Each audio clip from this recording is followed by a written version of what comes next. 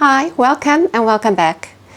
The Snail started out as this very ambitious project whereby I was going to create dimension by making the shell of the snail in 6 layers. But then I decided to work out the fusing schedule, and when I got to 24 hours, I realized that we will not have so long electricity at a time. Most of the time we have about 6 hours electricity at a time, and then they flick the switch. Sometimes we are luckier that we have more hours, but to have 24 hours or 20 hours of electricity with the load shedding here, that's not going to happen. So I decided to make it 2 layers. This is a tack fuse and then also a full fuse. And this one should not be that difficult. I would say somewhere between medium and easy. That will depend on how well you cut your pieces. And the link to the pattern will be in the description below. And I hope you enjoy this. As I always do, I'm first going to trace all my clear pieces. I use Bullseye. This is Bullseye Clear Textile. The pieces that you're going to trace in the clear are going to be the clear stand and tail, and then also the clear upper body, and then also the entire outside. So yes, let me start to trace and then I'll cut and grind them.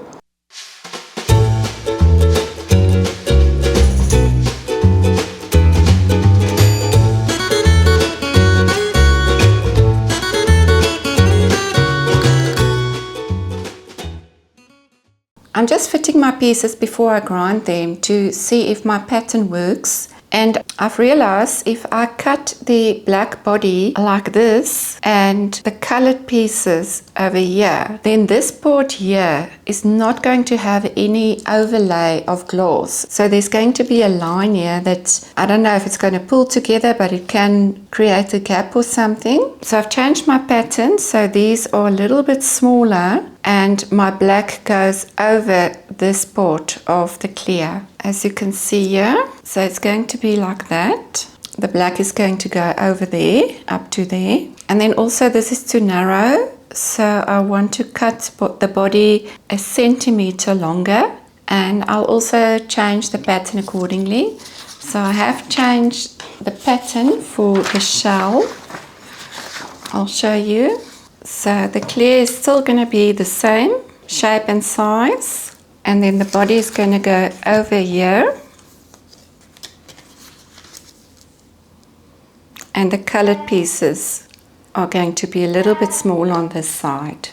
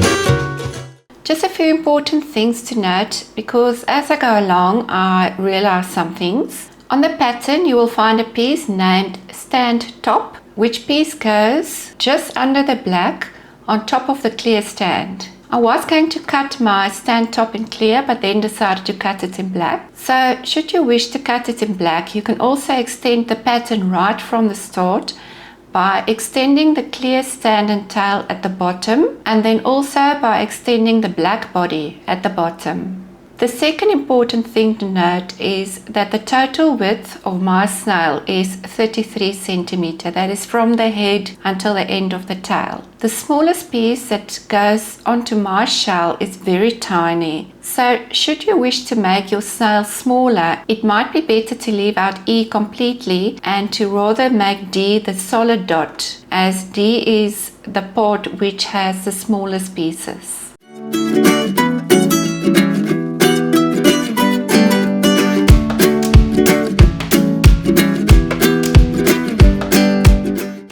I'm just busy fitting all the pieces onto my pattern to see if they're all the correct size, but sometimes it starts from the very first one that they are not right, because here you see it's going over the line, but there this one is going over the line, this one is going over the line, this one is going over the line. So I'm going to start by grinding this one, and then I'm going to work my way through the entire line, if you can call it that, until I get to this one to have them all fit properly. So by just grinding these two, these are already a better fit. So what I'm going to do now is I'm going to clean my clear glass underneath, and then I'm going to clean my first row of pieces, and I'm going to glue them on with some super glue. So because the pieces move around a lot when I work with them, when I touch one, 5 others move. So I already know these are correct size, and then I can fit the next row and the next row. I'm just going to put a piece of thick cardboard underneath so I can carry it to the kiln when it's time.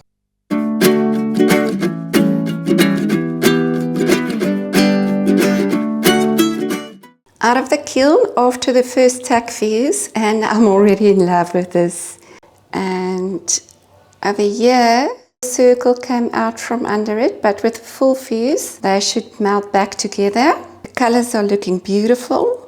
So what I'm going to do now is I'm going to put some stiff black powder into the splits in here before the full fuse. The reason why I first tack fused the piece was so that when I add the black powder, it can't get under the green transparent glass. Getting the black powder into the gaps in between the green pieces brought its own challenges. First, I tried with a small flat paintbrush, but every time I tried to wipe the green glass clean, the powder came out of the gaps. Then I tried with a fan paintbrush, and that worked better as long as I held the paintbrush as horizontal as I could. Finally, the best way I could find to clear the black powder from the green glass was to use a squeegee.